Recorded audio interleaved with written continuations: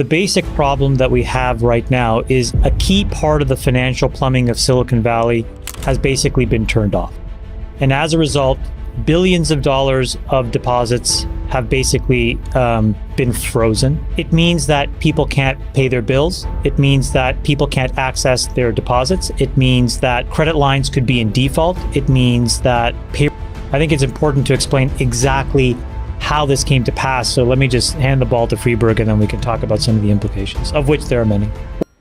Maybe let me just do the lead in and then Freeberg can do the details. But for those that are far away and aren't even sure what's going on, the basic problem that we have right now is a key part of the financial plumbing of Silicon Valley has basically been turned off. And as a result, billions of dollars of deposits have basically been frozen. And so as a result, we have this potential contagion on our hands. But in order to understand it and unpack it, I think it's important to explain exactly how this came to pass. So let me just hand the ball to Freeberg and then we can talk about some of the implications, of which there are many.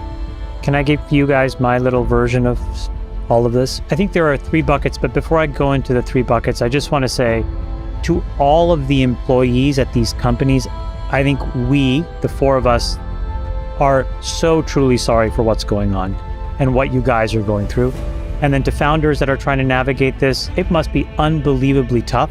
There are a few founders in our portfolio.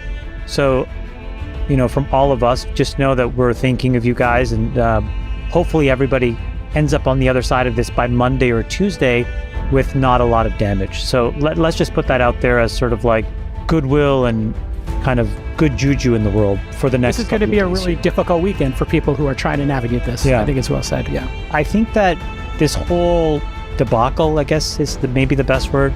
There's a little bit of blame that you can put at the feet of 3 different groups of actors. And I just want to get your guys' reaction to this. So group number 1, and Freeberg just mentioned this, is we, the 4 of us, have been talking for the last 18 months about the impact of rising rates.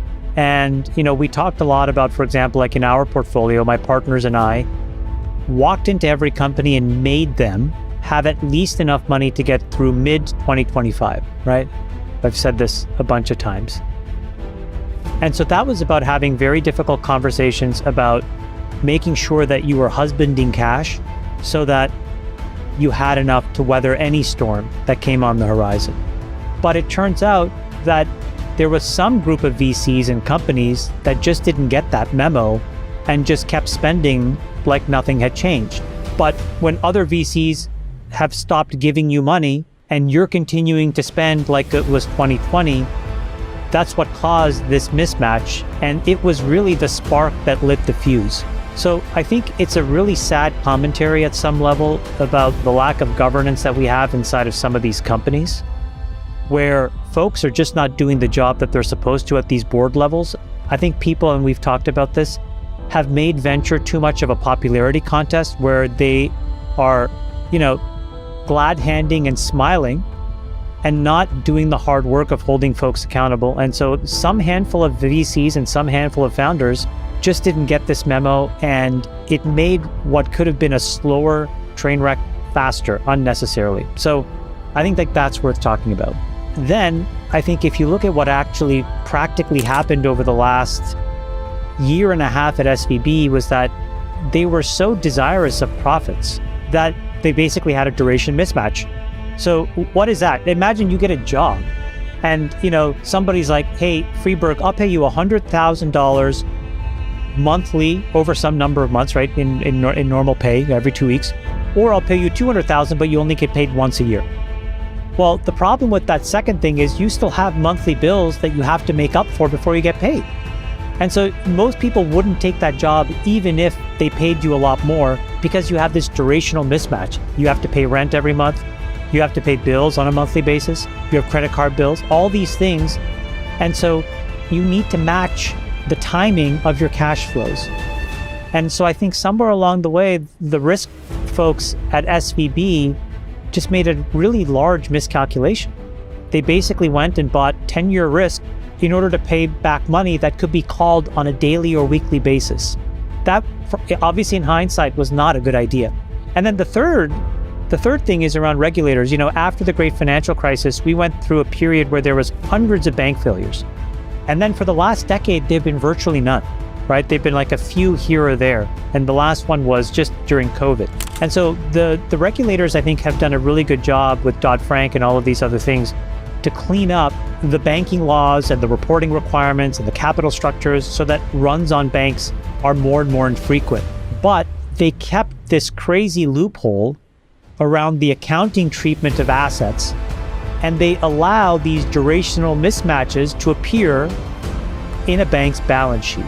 And so I think there's a piece here for the regulators, which is here's an opportunity that's glaring and obvious now and screaming about how we need to tighten some more of the transparency that's required. It shouldn't be a group of armchair sleuths on Seeking Alpha that sniffed this out 3 months before it happened.